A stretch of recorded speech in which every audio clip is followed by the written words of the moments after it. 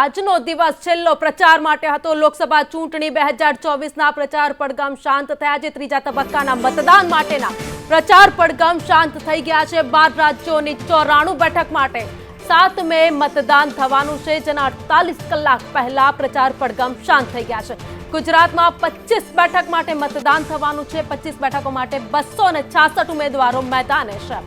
Newsroom થી live સંવાદદાતા હિરેન રાવલ અમારી સાથે જોડાઈ ગયા છે। હિરેન, 6ના ટકોરે પ્રચાર પડઘમ શાંત થઈ ગયા છે। એડી ચોટીનું જોર તમામ ઉમેદવારોએ લગાવ્યું। ત્રીજા તબક્કાના મતદાન માટેના પ્રચાર પડઘમ શાંત થઈ ચૂક્યા છે। ગુજરાત સહિત લગભગ અડધા ભારતની અંદર પ્રચાર પડઘમ શાંત 6 વાગે થઈ ચૂક્યા છે। 48 કલાક પહેલા આ પ્રચાર પડઘમ શાંત એટલે કે બંધ કરવાના હોય છે। હવેથી કોઈ પણ રાજકીય પક્ષો મોટી રેલી, સભા, સરઘસ કે પ્રચાર નહીં કરી શકે। માત્ર ડોર ટુ ડોર કેમ્પેનિંગ માટે ઉમેદવારો જઈ શકશે।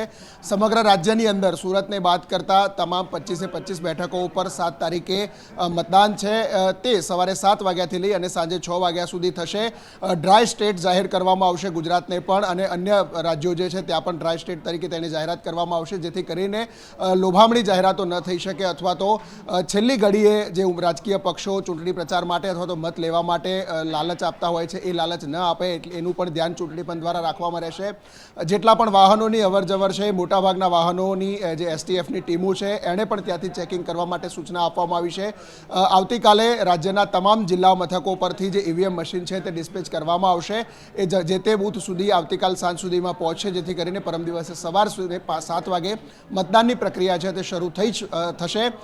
મહત્વનું છે કે આ 6ના ટકોરેથી સમગ્ર રાજ્યની અંદર ગુજરાતની તમામ 25 બેઠકો અને અન્ય એટલે કે 11 રાજ્યોની 93 બેઠકો પરના પ્રચાર પડઘમ છે તે શાંત થઈ ચૂક્યા છે। રાજકીય પક્ષોએ માત્ર ને માત્ર હવે ડોર ટુ ડોર કેમ્પેનિંગ કરવાનું રહેશે। સભા, સરઘસ કે લાઉડસ્પીકરનો પણ ઉપયોગ નહીં કરી શકાય। ચૂંટણી પંચ સખ્તાઈથી આદર્શ આચારસંહિતાનું પાલન કરાવશે।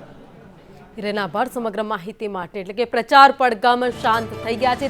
ત્રીજા તબક્કા માટે પ્રચાર પડઘમ શાંત થયા છે।